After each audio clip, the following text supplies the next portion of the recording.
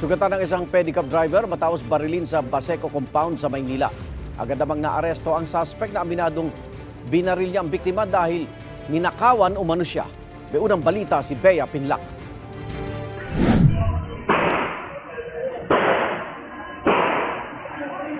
Sunod-sunod na putok ng baril ang bumulabog sa mga residente ng Barangay 649 Baseco compound sa Maynila, Martes ng madaling araw.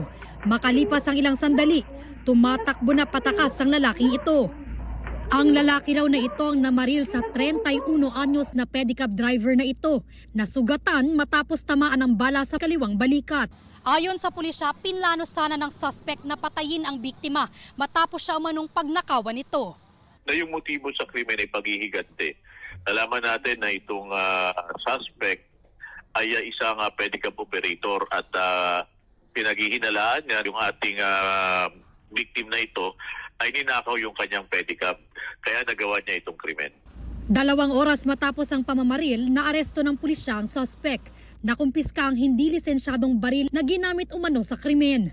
Aminado ang suspect sa pamamaril. Wala akong magawa eh. Siguro, nainit na lang po ako.